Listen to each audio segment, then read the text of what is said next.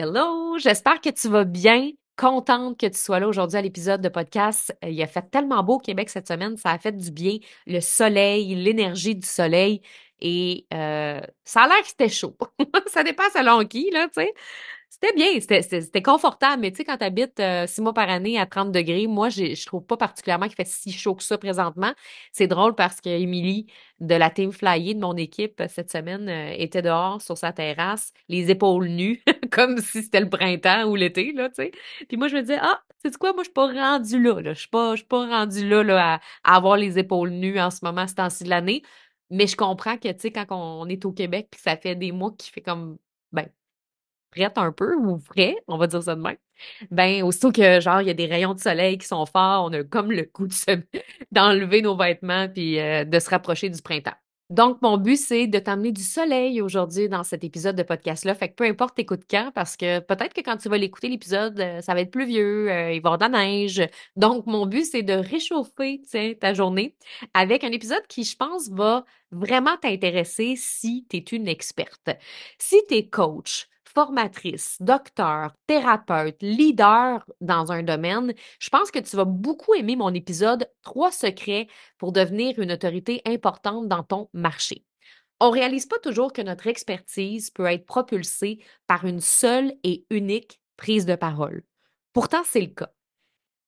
J'ai une de mes clientes qui récemment a été invitée à un podcast hyper influent au Québec. Un podcast qui fait partie des 10 podcasts les plus écoutés au Canada.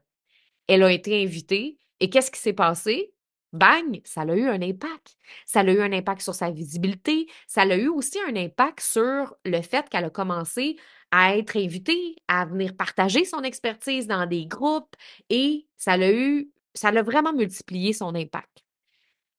Puis, si on pense à plusieurs coachs, plusieurs formateurs ou plusieurs experts ou des auteurs ou même des artistes, c'est souvent des fois un moment où tu t'es exprimé qui a tout changé. Nous, il y a une émission au Québec qui s'appelle Tout le monde en parle. Je sais que ça existait en France il y a de ça plusieurs années, mais c'est une émission de télé à grande écoute, heure de grande écoute. Et des fois, il y a un auteur qu'on n'a jamais vu de notre vie qui s'en va parler de son livre ou quelqu'un qui vient parler de son documentaire ou peu importe. Et juste ça fait décoller complètement la carrière de cette personne-là. Parce que la personne a inspiré, parce que la personne a impacté, parce que tu peux être invité à une émission de grande écoute ou tu peux être invité dans un podcast super écouté puis que tu ne seras pas impactante. Parce que être une experte, ça ne veut pas dire être une experte qui a la facilité à exprimer les choses. Parce que j'ai beaucoup, beaucoup de clientes qui sont des expertes dans leur domaine, mais que d'exprimer leur expertise, des fois, c'est un défi. Parce qu'ils ont tellement de choses à dire, tellement de choses à communiquer. C'est des gens qui veulent tellement aider les autres que des fois, ça peut être un défi quand vient le temps de communiquer son expertise.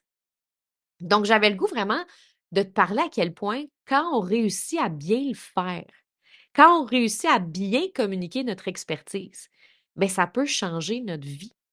Donc, oui, il y a des émissions à grande écoute, comme par exemple, tout le monde en parle, ou j'ai ma cliente qui a été invitée dans un podcast influent, mais je connais aussi des amis à moi, des coachs dans le domaine qui ont été propulsés grâce à un stage. Le stage de Martin Latulippe, le stage de Mélissa Normandin-Roberge, le stage de François Lemay, peu importe, là. Il y a des gens qui se sont fait connaître sur des stages. Il y a des gens qui se sont fait connaître dans un podcast. Il y a des gens qui se sont fait connaître juste grâce à un live. Un live. Moi, je le sais que dans mes lancements, quand je fais une série de lives, il y a plein de gens qui, justement, à partir de ce moment-là, me voient comme une autorité importante dans mon marché. Il y a des gens qui découvrent, oh my God, je ne savais pas que cette fille-là pouvait m'aider.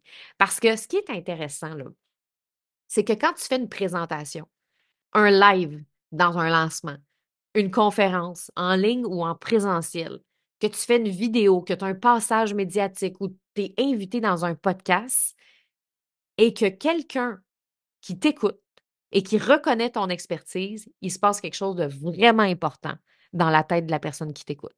C'est ce qu'on appelle en anglais un shift value. Un shift value, c'est quand le cerveau de la personne qui t'écoute fait comme Oh my God, C'est qui cette personne-là? C'est qui elle? C'est exactement ce que j'ai de besoin. Cette personne-là m'aide vraiment. Ce qu'elle dit, ça fait vraiment du sens. Quand une personne se dit ça de toi, tu gagnes.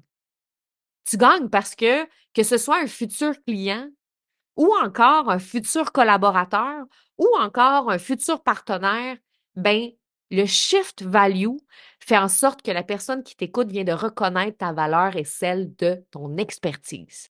Et c'est ce que tu veux. Tu veux que la personne qui t'écoute, peu importe elle t'écoute où, elle fasse Oh my God, cette personne-là, là, c'est, c'est une personne qui peut m'aider ou peut aider les autres. Parce que quand tu veux devenir une autorité, puis là, je m'en viens avec mes secrets, je sais que tu as hâte, ça s'en vient, mais c'est important ce que je t'explique là. Quand tu veux devenir une autorité, tu veux le devenir parce que tu le sais que ça peut avoir un impact sur ta clientèle. Donc, si tu es entrepreneur et si justement euh, tu vends des formations, des produits, des services, no matter what, bien, c'est sûr que tu veux être une autorité pour ta clientèle. Mais tu veux aussi être une autorité pour les gens de ton domaine, à être reconnu dans ton marché, que les gens fassent Oh my God, Vanessa, Oh my God, Valérie, Oh my God, Magali, ce sont des filles qui sont reconnues. Reconnues pour leurs clientes, mais reconnues dans leur domaine. Ça, c'est vraiment, vraiment important. Et aujourd'hui, j'ai décidé de te sélectionner 3 secrets pour devenir une autorité importante dans ton marché. Et ces 3 secrets-là, si tu les appliques, peuvent te permettre, peut-être pas demain, d'être dans une émission de grande écoute, mais pourquoi pas demain? En fait, pourquoi pas demain? Parce que moi, une des choses que je vise avec mes clientes, c'est de viser grand et de ne pas sous-estimer le pouvoir d'une conversation, d'un talk, d'une conférence, d'une prise de parole qui peut tout changer. Il y a des filles qui, après 3 mois de coaching en prise de parole, réussissent à décrocher le contrat de leur vie. Donc, c'est beaucoup plus rapide qu'on pense quand on se met à travailler à la bonne place sur les bonnes choses. Secret numéro 1, sois une experte crédible. C'est de plus en plus difficile d'être une experte crédible en ce moment. Pourquoi? Parce qu'avec le chat GPT, tout le monde peut avoir l'air crédible. Avec les outils de la technologie qu'on a maintenant, là, moi demain, là, je décide que je deviens une coach chantée, mettons. Allez voir ChatGPT, je vais dire, écoute, ChatGPT, moi j'ai envie d'être une coach chantée. Selon toi, de quoi est-ce que je devrais parler sur les médias sociaux, dans mes webinaires, dans mes présentations? Je devrais parler de quoi? OK? Là, il va me dire, ben, tu peux parler de ça, tu peux parler de l'alimentation, de nutrition, du sommeil, ta. Puis là, je vais dire, OK, mais donne-moi un peu plus de détails. Et moi, je peux me bâtir une expertise qui est complètement fake, qui est complètement fausse. En plus, le ChatGPT fait des plans alimentaires, puis des plans de coaching. Peux-tu croire ça? Fait que moi, là, je peux devenir demain matin Stéphanie Mété, coach santé, puis je peux avoir l'air crédible, puis ça passe. Mais l'affaire, c'est que n'importe qui peut faire ça maintenant. Si tu veux une experte crédible, faut que tu ailles plus loin. Assure-toi là de devenir l'experte dans ton domaine qui est à l'affût des recherches qui datent de pas si longtemps, les recherches, les tendances, innovations dans ton domaine, parce que la crédibilité vient pas seulement de ce que tu sais, mais aussi de ta capacité à évoluer rapidement avec ta discipline. Si tu savais à quel point je lis des livres en prise de parole, en communication, tout le temps. Je viens de m'en commander 3 autres. Je suis en train d'en lire un présentement. Je lis toutes les livres de prise de parole qui peuvent m'aider et aider mes clientes. Puis je viens de me prendre une nouvelle formation sur la voix et je suis toujours en train d'apprendre pour être une experte crédible. Parce que je veux aussi être capable de répondre à n'importe quelle question qu'on va me poser si je t'ai invité dans un podcast, si je t'ai invité dans un événement. Parce que le problème, c'est que si tu bâtis ton expertise avec des outils technologiques comme le chat GPT, tu vas arriver puis tu vas avoir l'air d'une chèvre quand tu vas arriver devant un public ou des gens en personne, où tu vas te faire ramasser ou casser par l'expert en face de toi. Il faut que tu sois tellement solide et crédible que si tu fermes les yeux et que tu penses à la personne qui t'inspire le plus dans ton marché, tu te sens bien d'aller jaser avec cette personne-là. Moi, je me sens très bien en ce moment d'aller jaser avec n'importe qui dans mon industrie qui m'invite puis qui me dit: «Steph, viens me parler de prise de parole». Parfait. Pose-moi n'importe quelle question, shake-moi, ça me dérange pas. Puis si je suis pas capable de répondre à certaines questions parce que, oui, j'ai de l'expertise dans mon domaine, mais je ne suis pas celle qui sait tout et je ne le saurai jamais. Je vais toujours avoir quelque chose à apprendre. Donc être une experte crédible, ça ne veut pas dire être une experte qui sait tout. J'en ai parlé dans les épisodes précédents, mais c'est important d'être transparente. Même que c'est fondamental d'être transparente. D'admettre qu'on ne sait pas quelque chose va renforcer notre fiabilité aux yeux de notre audience. Ça montre qu'on valorise la vérité et que justement, on n'est pas des faux experts, mais des vrais experts. Il y a beaucoup de faux experts en ce moment en ligne et récemment, j'ai une fille avec qui je parlais sur les médias sociaux, elle me disait: «Moi, je suis contente parce que, tu sais, justement, mon contenu, je l'ai tout bâti avec, le ChatGPT, puis ça me donne vraiment beaucoup de crédibilité puis de notoriété puis tout ça». Mais j'ai demandé: «OK, mais parle-moi un peu de ton expertise», puis elle avait de la misère à m'en parler verbalement. Mais ça, c'est un méchant problème. Tu peux pas juste être une experte par écrit, il faut que tu sois une experte peu importe tu où. Que tu te sentes assez solide pour être invité demain à une émission, pour être invité demain à un podcast, pour être invité demain dans un webinaire. Donc, pour ça, sois discipliné. L'auto-éducation, c'est crucial. Participe à des conférences dans ton domaine, lis des publications en lien avec ton domaine, engage-toi dans des discussions professionnelles avec d'autres personnes qui font la même chose que toi ou des choses similaires. Chaque occasion d'apprendre, c'est une opportunité de renforcer ton expertise.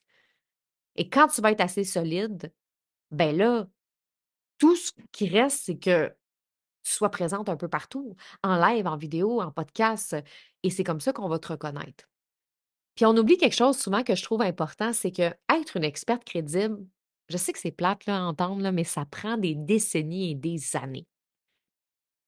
Tu peux pas arriver du jour au lendemain puis devenir une experte crédible si ça fait juste 3 mois que tu es dans le domaine que tu es.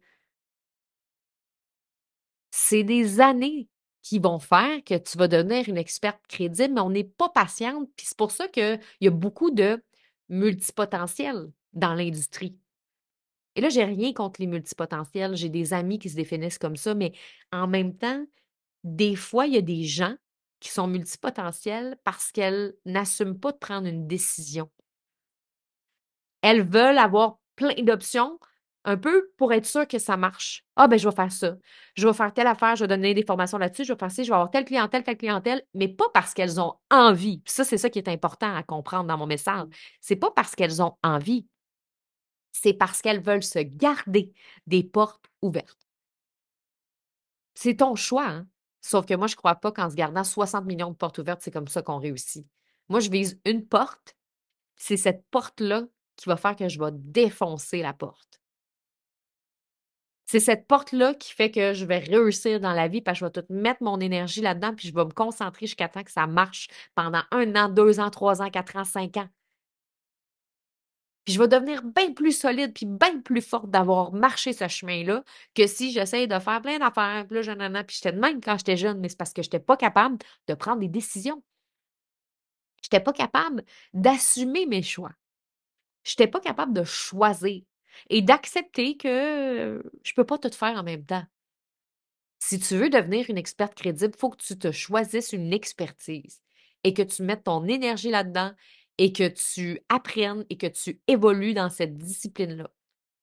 Et c'est pas parce que tu as fait une formation que demain tout le monde va acheter ta formation. Ça prend du temps pour bâtir une autorité, une crédibilité. Secret numéro 2, laisse sortir l'humaine derrière. Tu peux pas juste être une experte. Tu peux pas juste donner des conseils, tu peux pas juste donner des outils. On a besoin de sentir qu'en arrière de ton expertise, de tes diplômes, de tes formations, il y a une humaine. Et souvent, ce qu'on va voir beaucoup sur le web, c'est soit des experts, soit des personnes qui inspirent. Il y a beaucoup ces modèles-là. On voit beaucoup des experts donner des trucs, donner des conseils, donner des outils, mais on ne sent pas l'humain, l'authenticité, le côté amical en arrière. Puis des fois, on voit ces gens-là sur des piédestals, mais on a de la difficulté à créer une connexion humaine parce que ces gens-là, on les trouve vraiment hot. Et au contraire, on a des gens super inspirants. Oh my God, cette fille-là m'inspire. C'est vraiment, vraiment incroyable ce que cette fille-là vit, sa vie, son lifestyle, sauf que elle n'a pas d'expertise. Donc, elle inspire, mais elle ne vend pas. Et l'expert unique ne vend pas parce qu'il n'est pas inspirant. Donc, c'est vraiment une combinaison d'experts et d'inspiration qui fait qu'on vend. La conférencière Brené Brown est devenue très populaire puis s'est mis à faire de l'argent aussi après avoir livré une de ses plus importantes conférences, Listening to Shame. C'est une conférence qu'elle a fait qui a été vue plus de 60 millions de fois sur le web. Là, peut-être qu'on est rendu à plus là maintenant, mais c'est une conférence qui a fait décoller la carrière de Brené Brown. Brené Brown, c'est une chercheure à la base. Elle a étudié la vulnérabilité. J'en ai parlé dans d'autres épisodes de podcast. C'est une fille que j'aime vraiment beaucoup. Mais ce talk-là, cette conférence-là, lui a permis de vraiment devenir populaire. Parce que c'est là qu'on a arrêté de voir Brené Brown comme seulement une experte ou seulement une chercheure, mais on s'est mis à voir Brené l'humaine, celle qui, elle aussi, vit de la honte. C'est ça qu'elle raconte dans cette conférence-là, c'est que elle dit que est allée faire une conférence devant 500 personnes, puis que dans sa conférence de 500 personnes, ben, elle a avoué aux gens qu'elle avait déjà fait une dépression. Puis dans la conférence Listening to Shame, elle raconte que quand elle a su que l'organisateur de la conférence allait mettre la vidéo sur YouTube, elle s'est mise à paniquer. Elle s'est dit, ben là, déjà, je regrette d'avoir dit que j'ai fait une dépression, mais là, en plus, ils vont mettre la vidéo sur YouTube, peux-tu croire? Puis là, elle racontait ça à son amie, puis c'est ce qu'elle raconte dans la conférence, que elle s'est mise genre à avoir honte, puis elle avait envie de complètement supprimer la vidéo. Puis elle raconte tout le processus émotionnel qu'elle vit et on se retrouve tellement en Brené, on est comme oh my God, on a tous déjà vécu ça là. Tu sais, tu mets une vidéo, tu mets un live sur les réseaux sociaux, puis là tu as juste envie de le supprimer parce que tu as dit quelque chose que tu regrettes ou tu dis oh my God, peut-être que ma mère va voir ça, peut-être que mes amis vont voir ça, puis est-ce que je suis prête à ce que les gens que j'aime voient ça, puis là on se met à capoter puis à se raconter une histoire dans notre tête. Ben Brené Brown, c'est ce qu'elle a fait avec cette conférence-là et c'est ce qui fait que ça a fait décoller sa carrière. Cette conférence, comme je l'ai dit tantôt, a été vue plus de 60 millions de fois et c'est ce qui l'a fait passer de chercheuse à du jour au lendemain, Brené Brown qui se met à être hyper populaire, être demandée partout. Elle a eu 5 livres qui ont été classés numéro 1 des meilleures ventes du New York Times grâce à une prise de parole impactante où elle a mixé, oui, son rôle d'experte, des recherches crédibles, des recherches solides, mais tout en laissant sortir l'humaine derrière. La femme, la petite fille, celle qui a honte, celle qui est gênée, celle qui est timide, celle qui a envie de retirer sa vidéo. Ben, c'est ce qui a fait décoller sa carrière. Donc, il ne faut pas oublier cette partie-là. Et le secret numéro 3 est le dernier. Concentre-toi sur la clarté plutôt que sur la quantité. Beaucoup d'experts se concentrent sur la quantité. Quantité de diplômes, quantité d'informations, quantité de formation, plutôt que sur la clarté de leur message puis la qualité de leur intervention. Tu peux être l'experte qui a étudié le plus à l'école, avoir une maîtrise de fou, mais on ne comprend rien de ce que tu dis. Il y a trop d'informations. Brené Brown, si elle est devenue cette chercheure-là populaire, c'est que son message, elle l'a simplifié. Elle parle pas en experte, dans le sens que elle n'utilise pas des mots de chercheur qu'on comprend pas. Elle a un message simple, clair, émotionnel pour que les gens se retrouvent en elle facilement. Il y a une citation qui dit en anglais Thinking through all the possibilities make you a great practitioner, but speaking all the possibilities will make you a bad speaker. Ce que ça veut dire, c'est que quand tu penses à toutes les possibilités, tu es un bon praticien dans la vie. Mais si tu parles de toutes les possibilités, tu vas devenir un mauvais orateur. Parce que quand on est un expert, on veut connaître beaucoup de choses. C'est comme moi, en tant experte dans le domaine de la prise de parole. Je veux être capable d'aider les clients quand ils veulent structurer leurs idées, mais je veux les aider aussi avec leur voix, je veux les aider avec leur body language, je veux les aider avec leur éloquence, je veux les aider à différents niveaux. Puis pour être une bonne praticienne dans mon domaine, une bonne coach, j'ai besoin de maîtriser beaucoup de choses dans mon expertise pour pouvoir aider mes clientes. Donc, moi, je prends beaucoup de formations pour que quand j'arrive en coaching avec mes clientes, je sois capable de les aider assez rapidement, assez facilement. Par contre, je ne suis pas obligée d'aller parler de toutes ces choses-là en détail dans un même live. Je ne suis pas obligée de parler de tout ce que je sais à mes clientes ou dans mes podcasts parce qu'à un moment donné, ça finirait plus. Et il y a beaucoup d'experts qui veulent tellement donner d'informations parce que, à quelque part, veulent montrer qu'ils sont bons, veulent montrer que, ben, tu sais, je connais ces choses-là, ouais, mais ça va faire de toi une mauvaise communicatrice, une mauvaise oratrice. Parce que souvent, en tant qu'expert, on veut tout partager, partager toute notre expertise. Mais c'est pas ça qui va faire la différence. C'est de partager quelque chose de clair, quelque chose de concret, quelque chose de simple. De reprendre exactement les mêmes mots de tes clients. Les mêmes mots que les gens qui viennent te voir, les mêmes mots exacts, même s'ils sont simples, même s'ils sont faciles, même si tu te dis, ben voyons, je ne peux pas parler de même, je suis une experte. Oui, parce que regarde les gens qui réussissent vraiment, là. Les experts qui ont réussi au cours des dernières années ou ceux qui font des chroniques à la radio ou à la télé, c'est des gens qui expriment les choses de manière simple et claire. Et c'est pour ça que c'est important de se concentrer sur la clarté plutôt que sur la quantité des mots, sur la quantité des diplômes qu'on a, sur la quantité de l'information qu'on veut livrer. Il y avait eu à un moment donné, je me souviens plus, des noms là, puis, il y avait eu 2 chercheurs qui étaient allés présenter un TED Talk. C'était des recherches qui avaient été faites sur plusieurs années sur l'obésité aux États-Unis. Et on s'entend qu'il y avait beaucoup de stock, beaucoup de matériel. Il aurait pu faire une conférence de genre 5 heures et demie, là. Mais il y avait 15-20 minutes pour livrer ce qu'il y avait au cœur de cette recherche-là. Puis ces experts-là, ben, ils sont allés voir c'est quoi les 2 choses qui sont le plus ressorties. Puis ils ont partagé les 2 éléments les plus importants de cette recherche-là. That's it. On essaye de partager toute notre expertise dans un live, toute notre expertise dans un podcast. Et ça, je le vois, il y a beaucoup de filles que leur contenu, il y a pas assez d'espace dedans.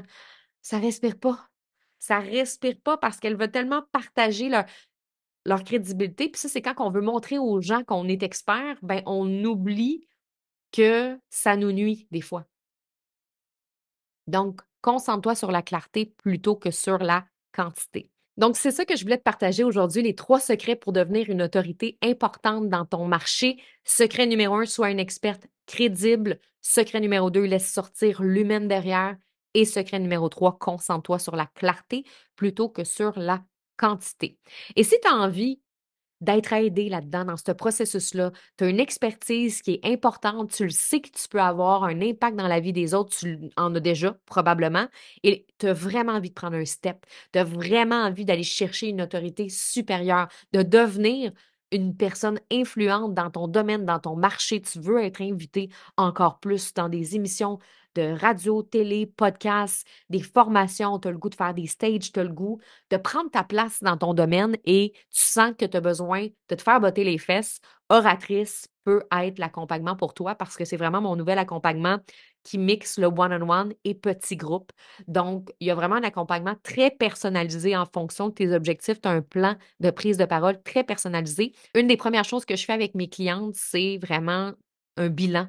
Un bilan de prise de parole. Fait qu'on fait un bilan vocal, un bilan au niveau de ta structure, un bilan au niveau de justement, est-ce que quand tu verbalises ton expertise, est-ce que c'est clair? Est-ce que c'est simple? Comment est-ce qu'on peut améliorer ça? Comment est-ce qu'on peut améliorer ça au niveau de ta façon de dire les choses, au niveau de ton intonation, au niveau de ton volume de voix, au niveau de ton body language, au niveau de ton impact. Donc, je fais vraiment un bilan très, très, très détaillé, puis je te fournis un plan pour venir changer tes comportements de prise de parole. Parce que quand ça fait des années qu'on parle d'une façon, des fois, c'est dur de transformer ça. Donc, pour ça, ça demande des changements au quotidien, ça demande des changements semaine après semaine. Donc, je fournis à chacune de mes clientes un plan personnalisé pour améliorer leur prise de parole. Puis, on travaille là-dessus avec aussi mon équipe de coach, coach en storytelling, coach en voix, coach en body language, coach en performance mentale. Donc, c'est vraiment là, très complet oratrice si tu veux passer à un prochain step pour devenir une autorité dans ton marché. J'ai mis le lien. Il y a un formulaire que tu remplis si tu veux avoir un appel avec mon équipe parce que c'est sur sélection seulement. On prend des femmes sérieuses qui veulent vraiment aller à leur prochain niveau en 2024-2025. Voilà! Fait que je te souhaite une belle semaine. Nous, on se retrouve la semaine prochaine. J'espère que ça t'a aidé. Puis viens me jaser sur Instagram pour me partager ton secret préféré. On va dire ça de même. Si tu as aimé, 5 étoiles sur Apple Podcasts, fais-moi un petit commentaire aussi si tu as envie. Puis nous, ben, on se retrouve bientôt. Bye!